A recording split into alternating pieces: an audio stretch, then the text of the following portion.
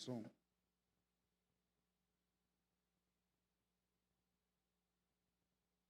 Graça e paz, amados irmãos, queridos amigos, visitantes, aqueles amados que estão nos assistindo pela internet, que o Senhor seja com todos. Oremos. Pai bendito, Deus de misericórdia, de infinita bondade, Senhor, nesta hora, nós rogamos a Tua bênção sobre a nossa vida, que sejamos um instrumento nas Tuas mãos para expor as Escrituras sagradas. É com temor e tremor. Em nome de Jesus. Amém.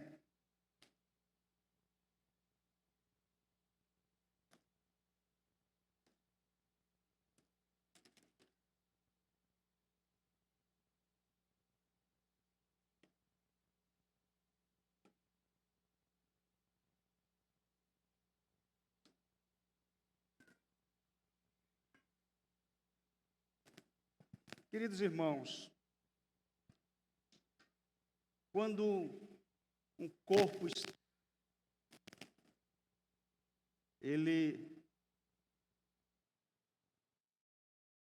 de alguma maneira nos atinge, nós precisamos estar bem atentos, porque se nós não tivermos cuidado devido, nós poderemos enfrentar problemas. Pode ser um vírus, pode ser uma bactéria, pode ser até um objeto. Eu creio que os irmãos, se ainda não passaram por esse tipo de drama, mas já devem ter ouvido falar alguma vez a história de alguém cujo filho, por exemplo, colocou uma pequena bolinha no nariz ou no ouvido. Ninguém percebeu isso, mas com o passar dos dias aquilo começou a incomodar aquela criança e ao ponto dos pais procurarem um médico. Então o médico examina e descobre que um objeto estranho está no corpo daquela criança. E nós até já ouvimos casos, por exemplo, de pessoas que não tiveram o cuidado devido diante de um pequeno problema de saúde. E aquele problema foi se agravando ao ponto que a medicina não pôde, então, resolver, e a pessoa até mesmo veio a óbito. Talvez também você já tenha ouvido falar histórias como essa, de algo que parecia inofensivo, mas que de repente entra na vida de alguém e causa, às vezes, algo até muito fatal. Do ponto de vista espiritual, nós também precisamos ser prevenidos quanto às possíveis investidas de falsas religiões com suas heresias, que são, digamos assim, ervas daninhas. Inclusive, no último encontro de casais, o pastor falou sobre as ervas daninhas, que nós precisamos, como casais, expurgá-las da nossa vida conjugal. Porque é algo que às vezes começa com um pequeno problema, e muitas vezes chega até o divórcio. Então, em relação à vida da igreja, existem as seitas com as suas heresias, que elas tratam de divulgar e colher o máximo de fiéis possíveis com as suas doutrinas falsas e perniciosas. Inclusive, algumas dessas denominações, elas até estampam na sua fachada o nome de cristão. Mas que verdadeiramente, quando você começa a conhecer a sua doutrina, você descobre que algumas delas, por exemplo, negam a divindade de Cristo.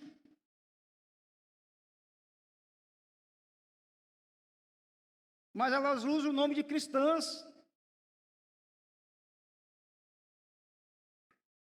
Isso é um mal terrível.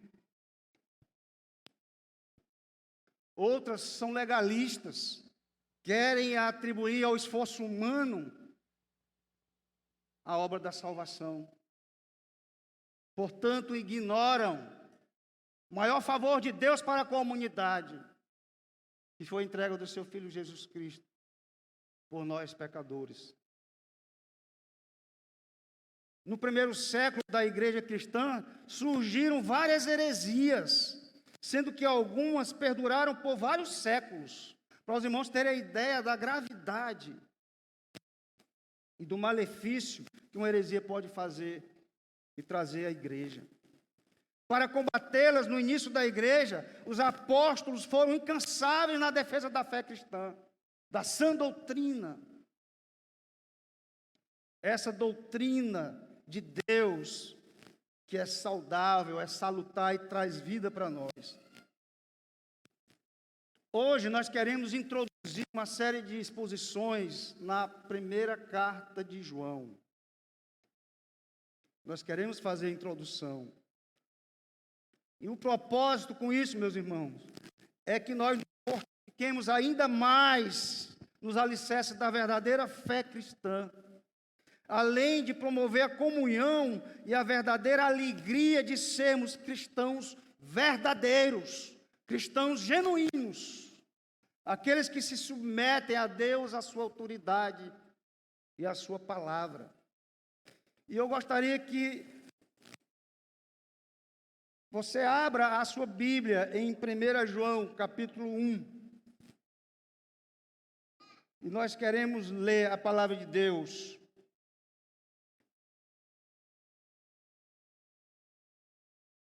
E diz o seguinte a palavra do Senhor: o que era desde o princípio, o que temos ouvido, o que temos visto com os nossos próprios olhos, o que contemplamos e as nossas mãos apalparam com respeito ao verbo da vida.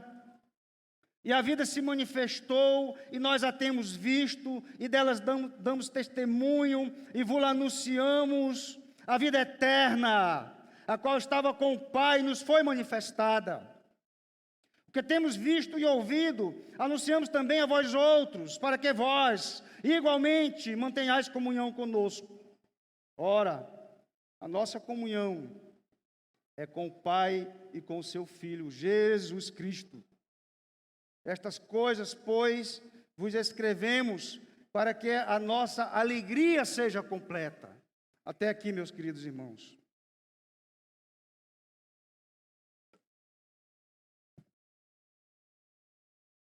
Eu gostaria de fazer algumas perguntas para os irmãos.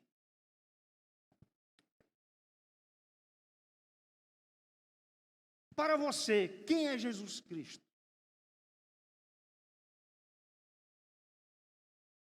Como saber se sou um cristão verdadeiro?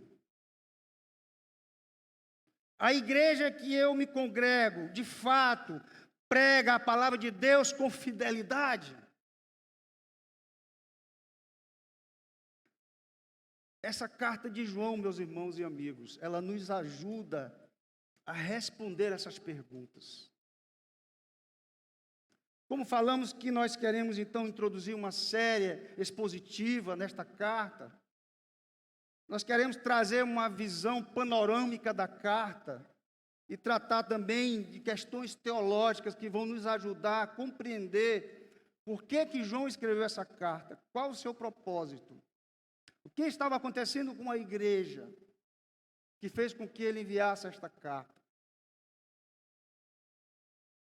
Primeiro nós queremos então introduzir no panorama histórico falando sobre o autor, porque se você prestar atenção, na carta de 1 João não diz quem é o autor. Inclusive também não cita quem são os destinatários da carta, se é uma pessoa em especial, ou se é uma igreja, enfim. Mas Os primeiros pais da igreja, tais como Policarpo, que foi discípulo de João, Papias, Irineu, Tertuliano, Clemente de Alexandria e diversos outros, eles citam a carta como sendo de João. E tem-se também as evidências internas, quando nós observamos as semelhanças entre as epístolas de João, primeira, segunda e terceira, e o quarto evangelho, o evangelho de São João. Por exemplo, 1 João 1,4, semelhante a João 16, 24. 1 João 2,11, semelhante a João 12, 35. 1 João 3, 23, semelhante com João 13 e 34.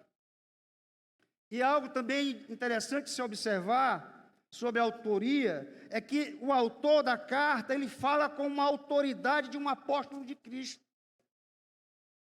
E pela datação dos próprios pais, primeiros pais da igreja, que esta carta foi escrita entre 85 e 95 depois de Cristo.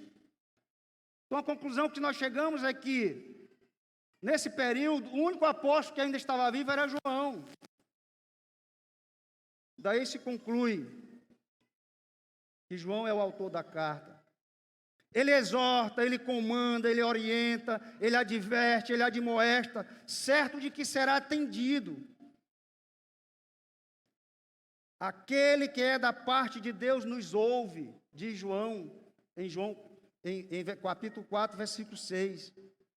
Ele é uma testemunha ocular e ouvinte de Jesus. Nós lemos aqui que o autor da carta diz: o que era desde o princípio, o que temos ouvido, o que temos visto com os nossos próprios olhos, o que contemplamos e as nossas mãos apalparam com respeito ao verbo da vida. A vida se manifestou e nós a temos visto, e delas damos testemunho. E vos anunciamos a vida eterna. Então, ele foi uma testemunha ocular, ele conviveu, ele esteve com Jesus.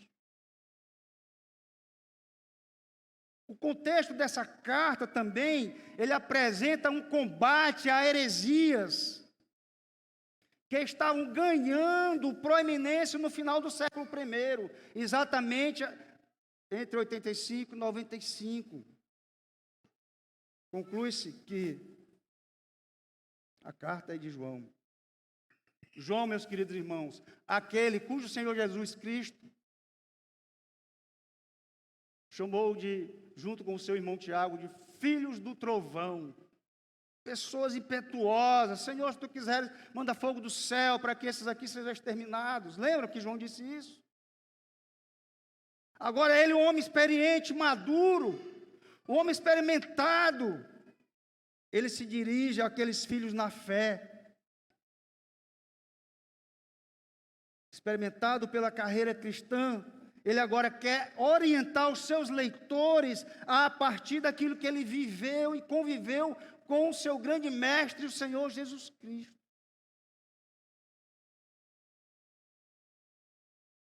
E João, quando escreve esta carta, ele tem pelo menos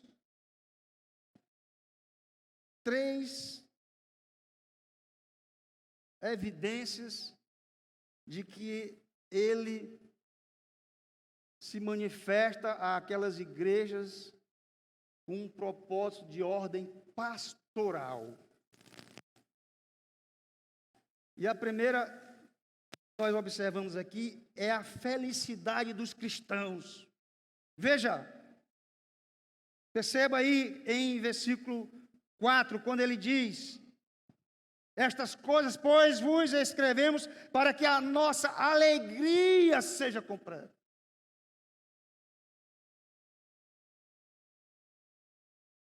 Vos escrevemos, tinha um propósito, era que aqueles irmãos cristãos gozassem da mesma alegria que eles gozavam. Segundo lugar, a santidade da igreja.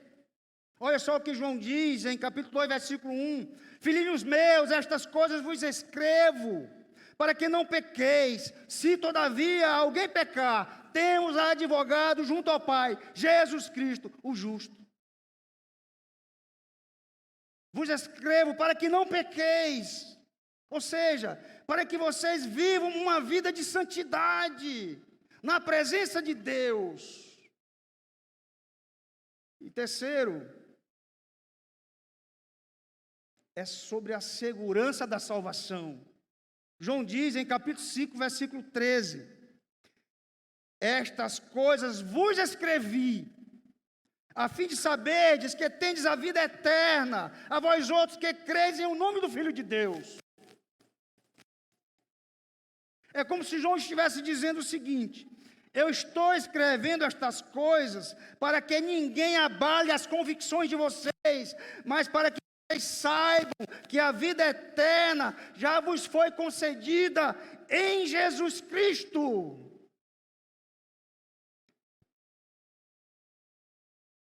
O seu desejo era conduzir os crentes ao pleno desfrute da comunhão espiritual e da certeza da salvação pessoal, que tem um alicerce, sabe onde? No verdadeiro amor, no amor de Deus.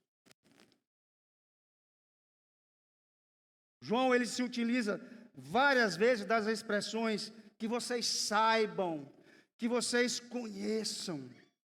Ele quer que os irmãos estejam conscientes do conteúdo, do fundamento da sua fé e da sua salvação.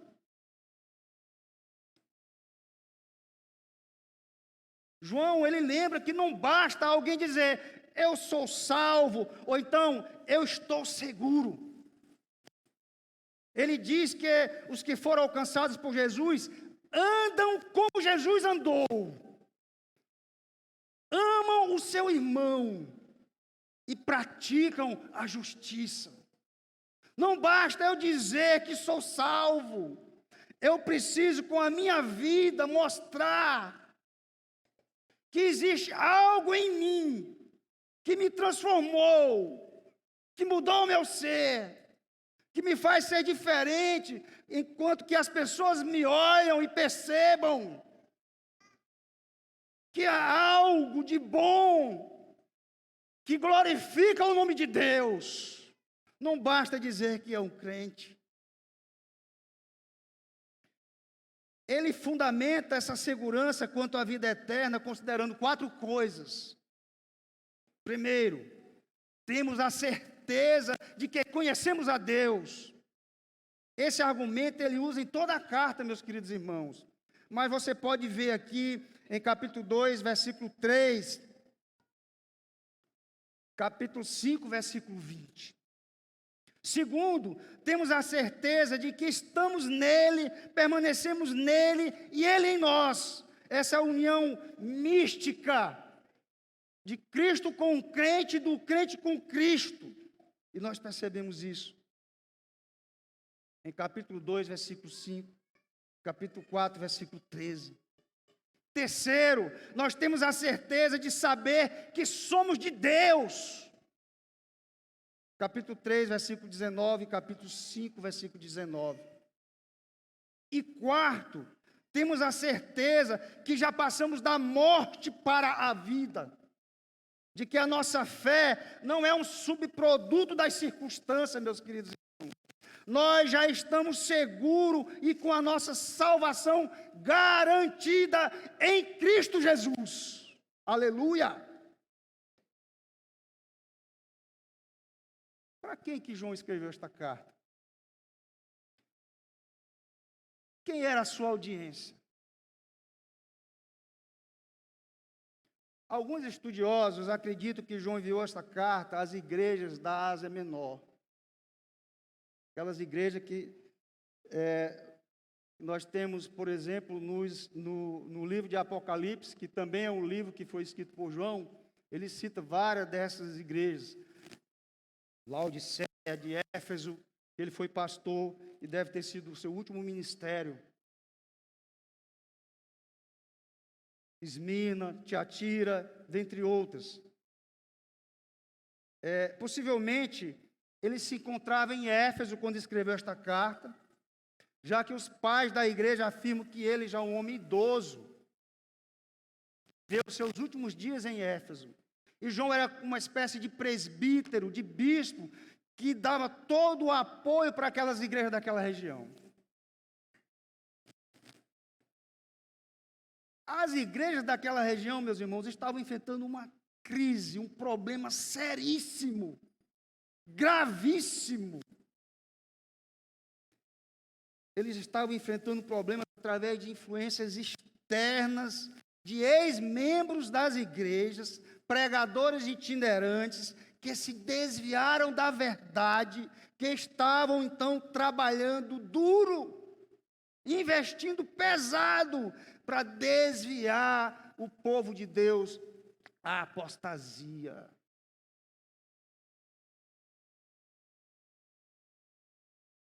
Os pais da igreja dizem que esses falsos mestres, eles estavam pregando novidades nessas igrejas, que posteriormente ficaram conhecidos como gnosticismo. Eram heresias que ameaçavam destruir os fundamentos da fé cristã, abalando a saúde espiritual daquelas igrejas. MacArthur, ele diz o seguinte, que depois do legalismo enfrentado por Paulo, nos primórdios da igreja, essa heresia, ela foi tão horrível, tão terrível, que ela durou aproximadamente 3 séculos. 3 séculos. Esses falsos mestres gnósticos, eles alegavam possuir uma mensagem superior, mais elevada do que a mensagem de João. Eles reivindicavam uma espécie de versão mais atualizada do Evangelho.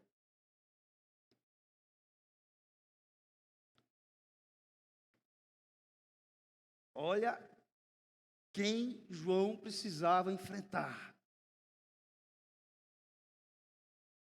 Nós observamos 2 características aqui, que são muito importantes para a gente, então, entender melhor esta carta.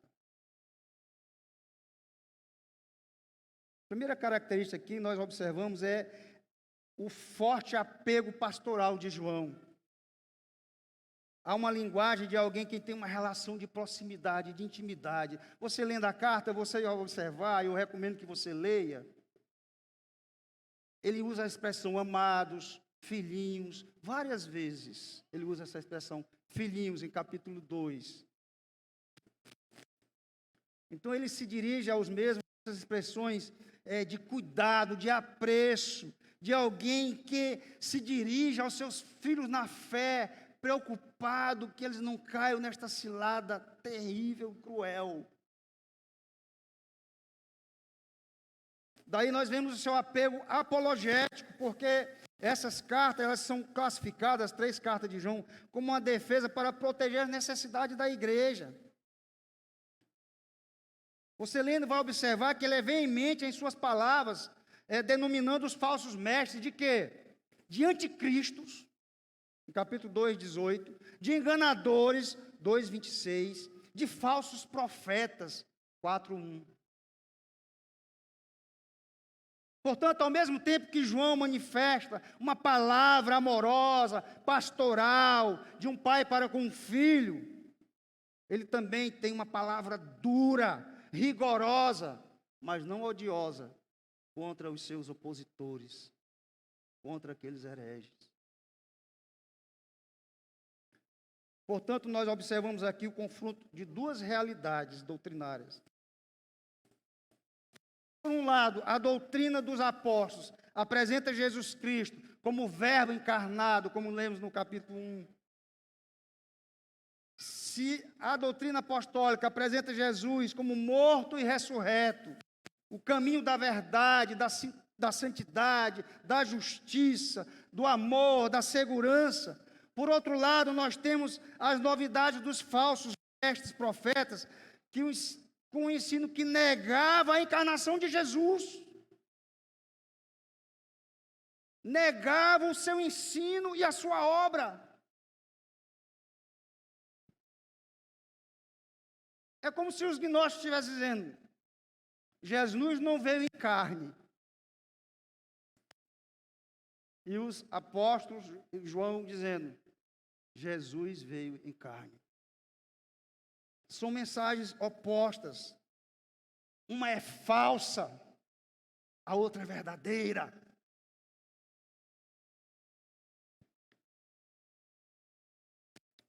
Passemos à questão teológica, meus amados irmãos.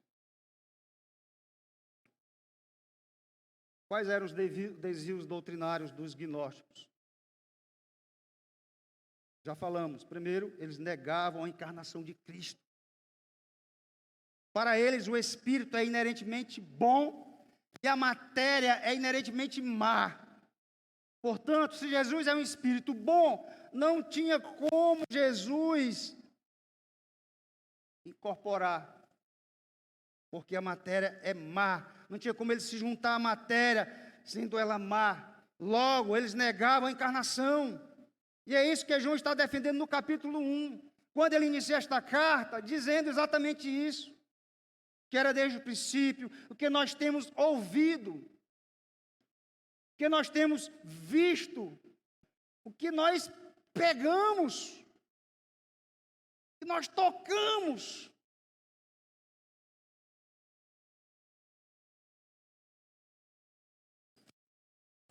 Eles diziam que Jesus, ele era apenas um corpo aparente, que ficou conhecido como docetismo.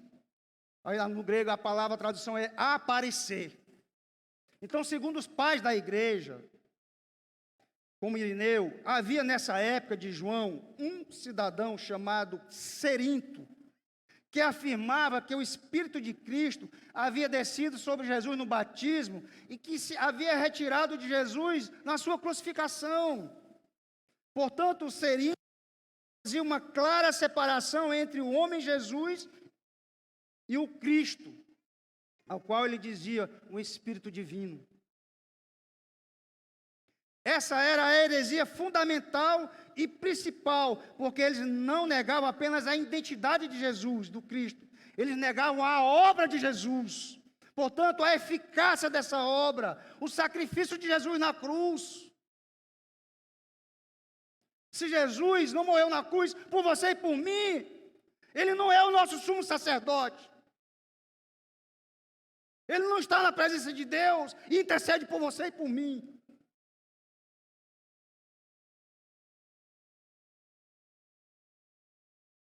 Ele não podia nos representar. Em segundo lugar, eles pregavam que a salvação era obtida por um conhecimento místico elevado, já que as pessoas não eram salvas por meio de Jesus Cristo, do seu sacrifício, então elas eram salvas como? Por meio de um supraconhecimento. Havia uma espécie, irmãos, de elite religiosa, que eram pessoas supostamente iluminadas e que através desse conhecimento elas eram salvas. Daí o significado da palavra gnosticismo quer dizer conhecimento. Essa doutrina gerava uma divisão na igreja. Havia uma ideia de um grupo, de uma elite espiritual, onde só eles podiam afirmar a salvação. Só eles tinham direito de afirmar a salvação, pois só eles possuíam esse supraconhecimento, e a outra parte não. Sabe o que surgiu como consequência disso? A falta de amor, desprezo para com o irmão. É por isso que na carta João fala sobre o verdadeiro amor. João ensina sobre o amor, que ninguém deve se considerar superior ao outro, mas deve amar o próximo da maneira prática.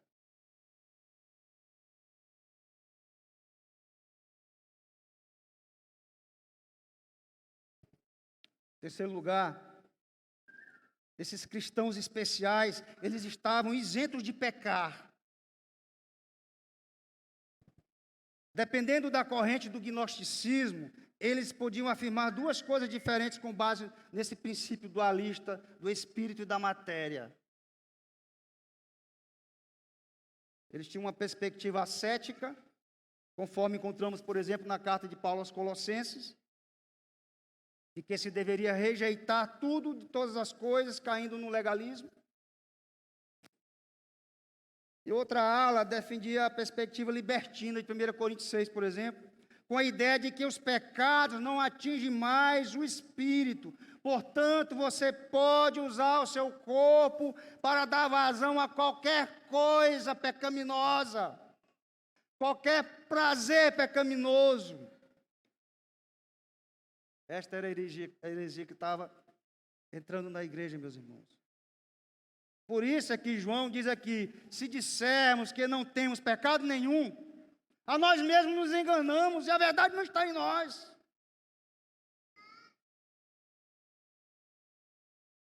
Então, nesse sentido, para um gnóstico não havia pecado, porque ou eles já tinham alcançado a superespiritualidade e não pecavam, ou então, de outra forma, os pecados nunca os alcançavam no espírito. Então, de certa forma, eles estavam blindados contra o pecado. Aonde vai a mente humana?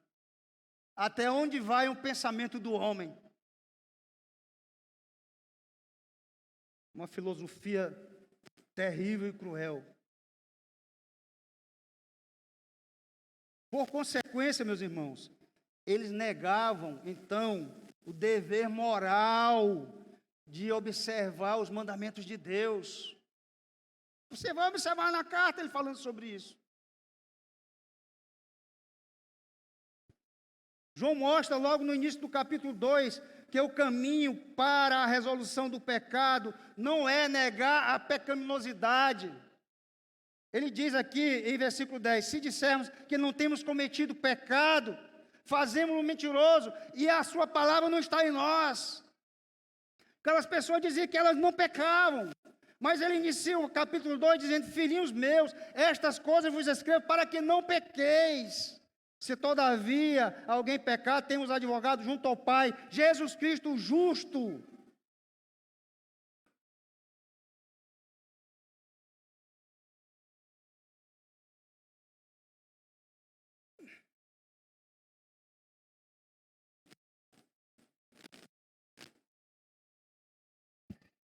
João assim ele diz que pelo contrário, nós devemos confessar os nossos pecados.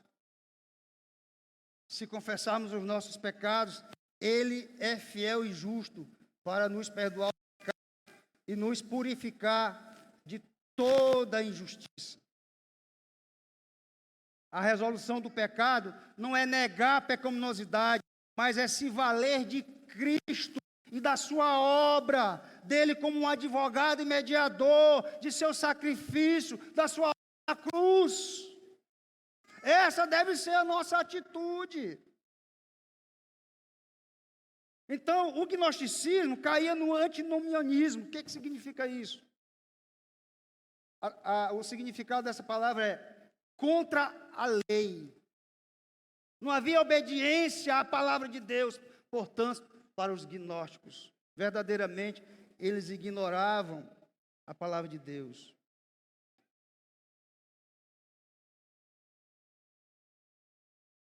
Contrariando essas heresias, em meio a tanta confusão, João propôs 3 testes, meus irmãos. E nós vemos isso em toda a carta.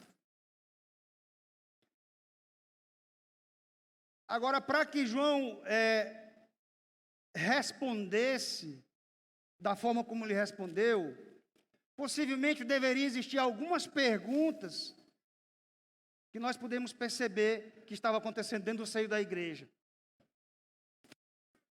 Quem é o Cristo? É o Cristo pregado por João ou aqueles que têm um suposto supraconhecimento? Pregado pelos gnósticos. Quem são os verdadeiros filhos de Deus? Aqueles que são salvos por meio da obra de Cristo ou por esse conhecimento de alto nível, que poucos têm, que poucos desenvolvem.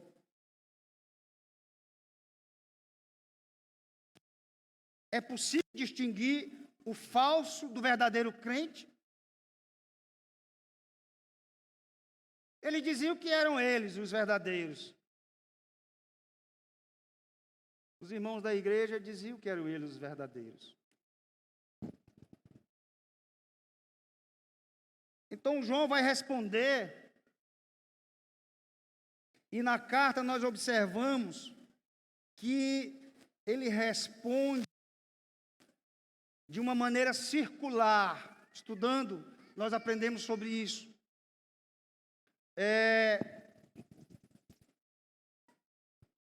Que a hermenêutica chama de espiral. Ele faz o teste moral, aí ele vem e faz o teste doutrinal, e depois ele faz um teste social. Aí ele faz um teste moral novamente, faz um teste social, faz um teste doutrinário. E ele faz isso em toda a carta. E cada vez que ele vai fazendo, vai inserindo algo a mais que vai confrontando a verdade com a mentira. A justiça com a injustiça. O amor e o ódio.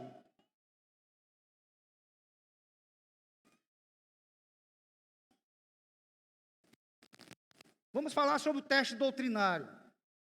João prega a fé em Jesus Cristo encarnado. Ele faz isso logo no capítulo 1, como nós falamos aqui. Que temos ouvido, que temos visto, que contemplamos, que tocamos. Então ele adverte aos seus leitores que eles não creiam numa doutrina que nega que Jesus Cristo veio em carne.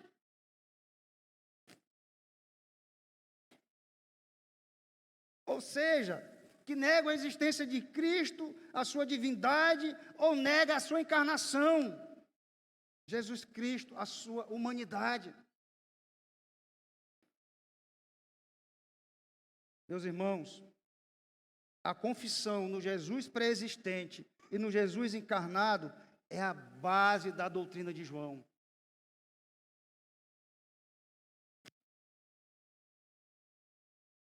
João, ele deixa bem claro que Jesus é Deus e é homem.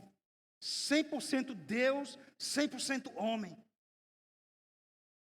Jesus é único. Não há separação. João apresenta uma teologia saudável sobre Jesus Cristo, contrariando a mensagem diabólica dos gnósticos. Primeiro, a sua mensagem trata de um evento histórico. Jesus entrou na nossa história, na história da humanidade. Cristo esteve aqui, o Emanuel, o Deus conosco, esteve no meio de nós. Ao contrário de uma mensagem subjetiva, mística, esotérica.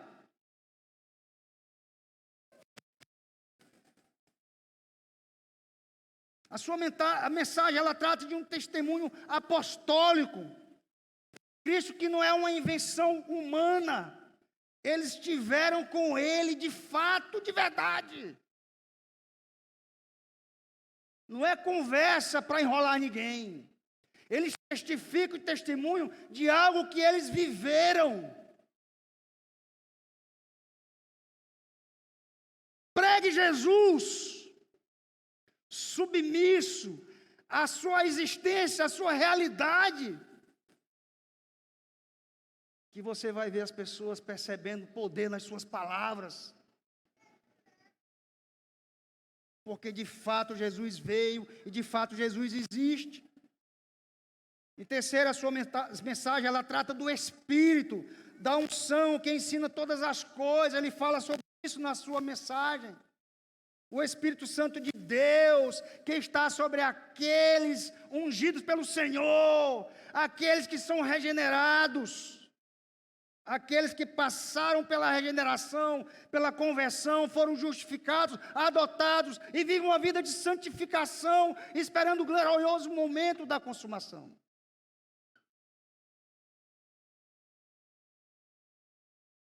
Em 1 João 5,6, a palavra diz assim: Este é aquele que veio por meio de água e sangue, Jesus Cristo, não somente com água, mas também com água e com sangue. E o Espírito é o que dá testemunho, porque o Espírito é a verdade.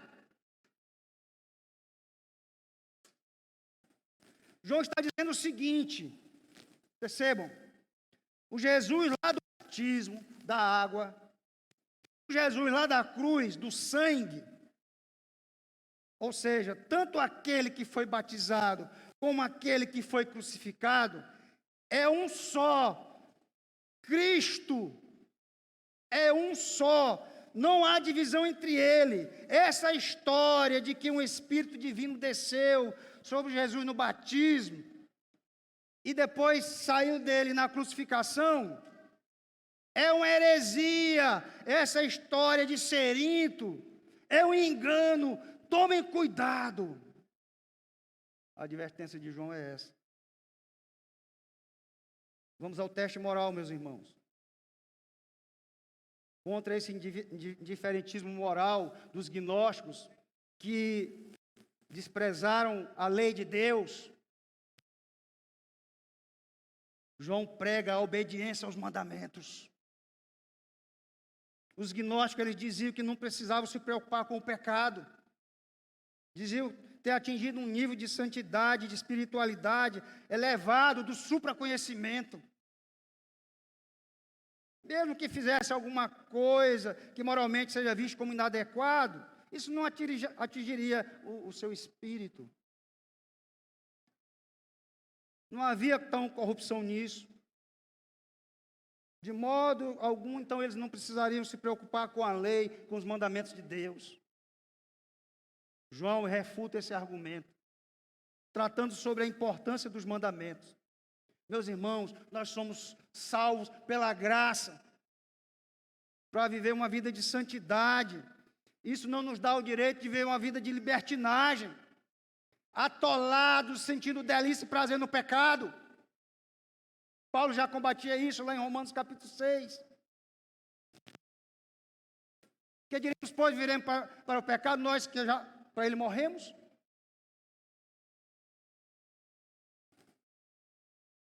Uma vez transformados pela graça de Deus, nós devemos andar segundo o padrão moral de Deus.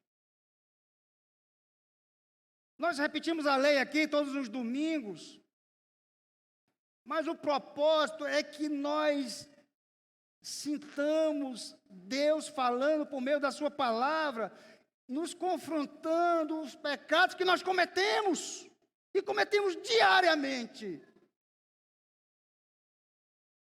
Ele ensina que a prática do pecado é totalmente incompatível com a nova vida. Esse duplo padrão de moralidade proposto pelos gnósticos é totalmente reprovável, de acordo com o que João escreve em 3,3. Ele diz o seguinte: e assim mesmo se purifica todo que nele tem esta esperança, assim como ele é puro. Pureza trata de santidade, de vida piedosa, vida na presença de Deus. Ou então em capítulo 3, versículo 9, quando ele diz: todo aquele que é nascido de Deus não vive na prática do pecado, pois o que permanece nele é a divina semente. Ora, esse não pode viver pecando, porque é nascido de Deus.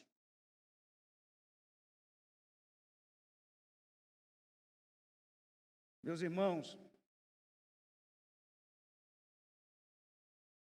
isso é muito sério. Muitos crentes têm ignorado isso e têm sofrido as consequências do pecado.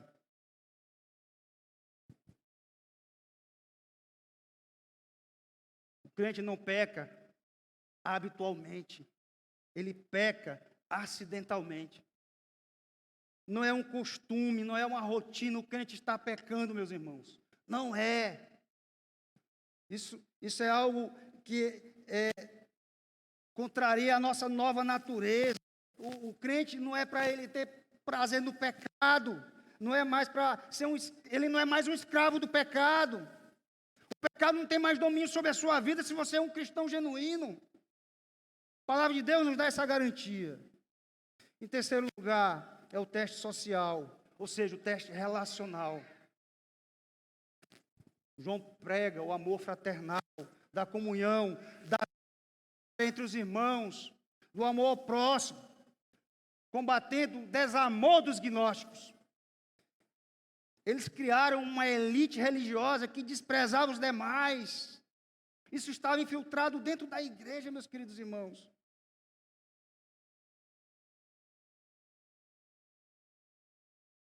A lógica de João, então, para esse teste é bem interessante, o teste relacional. Visto que Deus é amor, se alguém é nascido de novo, a prova disso é que ele ama o seu próximo. Caso contrário, ele se engana a si mesmo. É isso que ele diz na carta. Se ele não ama, é porque o amor do Pai não está nele. E se não há sinais práticos do amor, João tratou de reafirmar que não há o amor de Deus em sua vida. Portanto, você não passou no teste. Se você não ama o seu irmão, se você despreza o seu irmão, se você odeia o seu irmão, reconsidere a sua vida cristã. Ele fala sobre isso nos capítulos 3, 4 e 5. Queremos concluir, meus amados irmãos.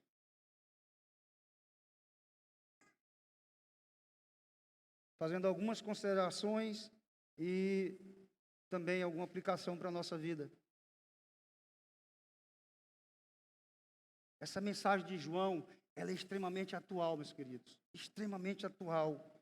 No que tange ao fato de que ela quer firmar você na doutrina, a mim na doutrina, no Evangelho, dizendo o seguinte: olha, procure fazer, procure observar, leia, medite, considere a palavra de Deus.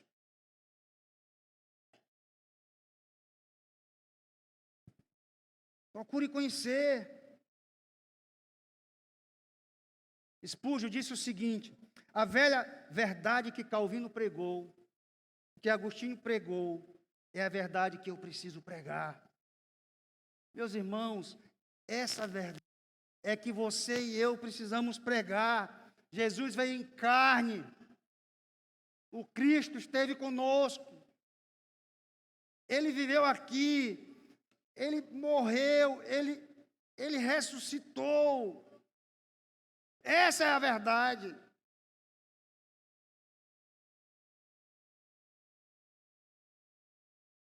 Nós observamos na cultura evangélica brasileira, por exemplo, que há uma pressa muito grande para assegurar que alguém é salvo.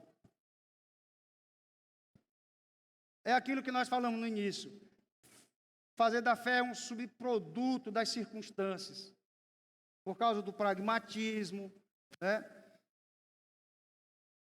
Das mensagens antropocêntricas, das promessas de um evangelho de prosperidade, do triunfalismo.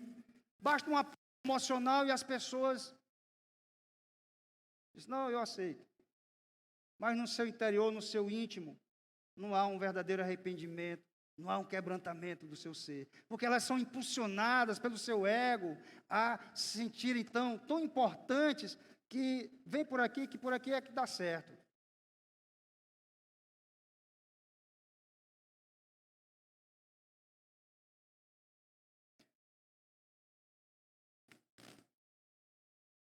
Você saberia responder a qualquer um que lhe pedisse conta da sua fé? Da sua fé em Cristo? Ou até mesmo refutar doutrinas heréticas? Você se sente preparado para fazer isso? Se alguém lhe questionar como um crente? Falar da tua fé. Você sabe se expressar, se dirigir, usar a palavra de Deus para pregar, para que faça efeito na vida daquele? Sempre tem se preocupado em conhecer a verdade da palavra de Deus? Ou você tem deixado ali de lado? Não tem tido nenhum interesse? Ou até mesmo tem sido influenciado, quem sabe, por doutrinas falsas? Doutrinas anticristãs, que pregam que Jesus não é o Filho de Deus, portanto não é divino. Você sabe que existem religiões, seitas, que que pregam isso nos nossos dias? Você tem convicção disso? A internet, meus irmãos, está recheada de falsos profetas com as suas profetadas. E um dos grandes problemas é que muitos crentes, por desânimo, desinteresse, preguiça, desleixo, têm se afastado da igreja, têm então perdido o privilégio de congregar e ouvir a palavra de Deus, e estão ouvindo muita bobagem e muitas ervas daninhas, perigosíssimas, que podem desvirtuar a sua fé, e se tornam desigrejados, e os irmãos não são mais irmãos. Você conhece alguém assim? Se você conhece alguém assim, é porque existe. Eu quero encorajar você que está aqui, talvez não tenha se congregado efetivamente, semanalmente, não tem participado da comunhão, que você repense sobre isso, valorize a sua igreja, valorize os cultos de estudo doutrinários, valorize o culto público, porque aqui está sendo pregada a palavra de Deus, e é para o seu próprio bem. Você que está em casa, está nos ouvindo, entenda, talvez você não está aqui, não é por esse motivo, mas talvez algum de vocês não esteja aqui por esse motivo. E eu lhe digo, cuidado, muito cuidado.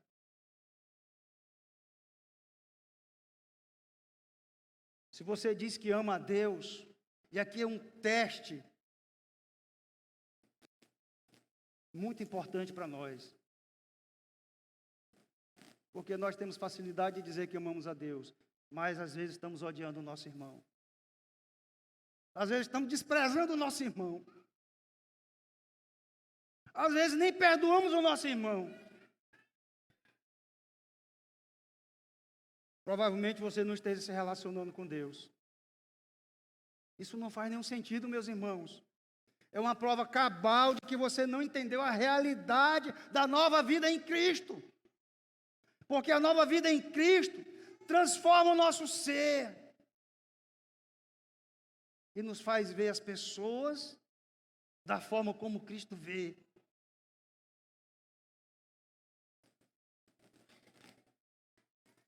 Sua relação com o pecado diz um pouco do que você é. Se você tem flertado com o pecado, se você tem sentido gozo, prazer no pecado, aí vem João e diz: será que é um verdadeiro crente? Eu quero lhe encorajar, se você tem vivido uma vida assim, a se voltar imediatamente para o Senhor, confessar os seus pecados, como diz João lá em 1 João 1:9. Se confessarmos os nossos pecados, Ele é fiel e justo para nos perdoar os pecados e nos purificar de toda injustiça. Fechando aqui, meus irmãos, agora, sobre as 3 perguntas que nós fizemos no início. A primeira pergunta foi: para você, quem é Jesus Cristo?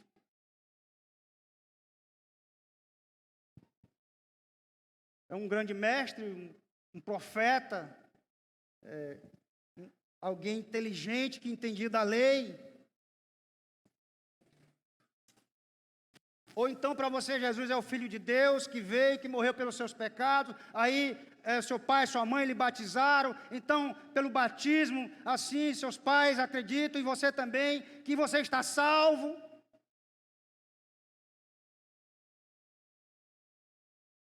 Muito obrigado, Deus, e a vida é minha, eu faço o que eu quiser. Será que para você Jesus é isso? Querido, Jesus é mais do que um mestre, é mais do que um profeta. Jesus, além de tudo isso, é o sumo sacerdote do seu povo. Jesus é o Messias, o Deus encarnado, o ungido de Deus, que esteve aqui, e que veio com uma missão de tirar o pecado do mundo, de destruir as obras do diabo, de salvar a sua vida e a minha vida. Esse é o Jesus Cristo.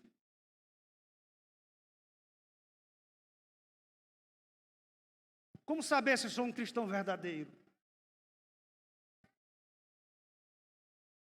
Um cristão verdadeiro é aquele que creu em Jesus Cristo como Senhor e Salvador da sua vida e que demonstra isso praticando o amor, amando a Deus, amando o seu, obedecendo a sua palavra e vivendo para a glória de Deus. Esse é o crente verdadeiro, integralmente de Deus. E a terceira e última pergunta é: a igreja em que eu me congrego, de fato, prega a palavra de Deus com fidelidade? Qual é a igreja que faz isso? É aquela igreja que é instruída pela própria palavra, que anuncia essa palavra e que glorifica a Deus somente. Essa é a igreja que Deus está e se manifesta, abençoando o seu povo.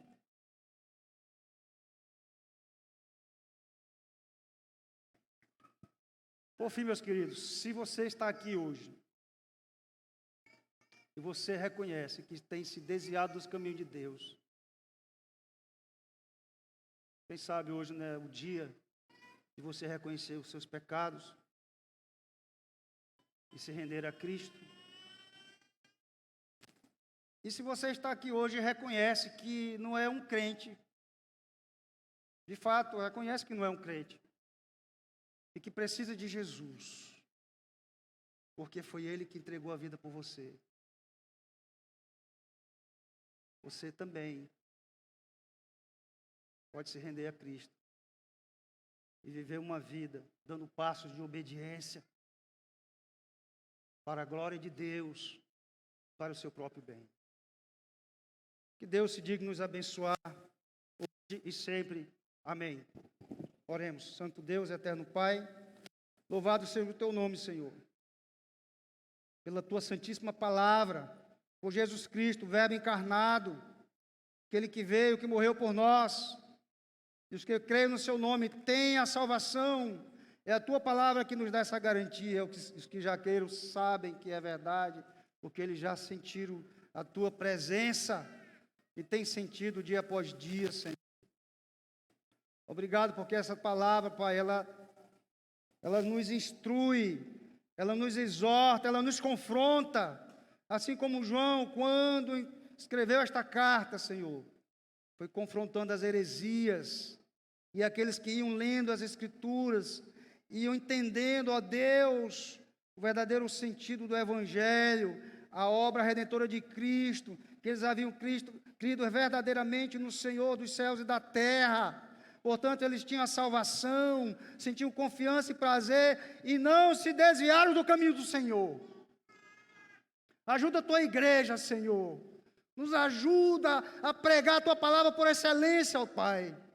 E que vivamos em obediência ao Senhor, confessando os nossos pecados e vivendo para a tua glória. Em nome de Jesus é que nós oramos. Amém.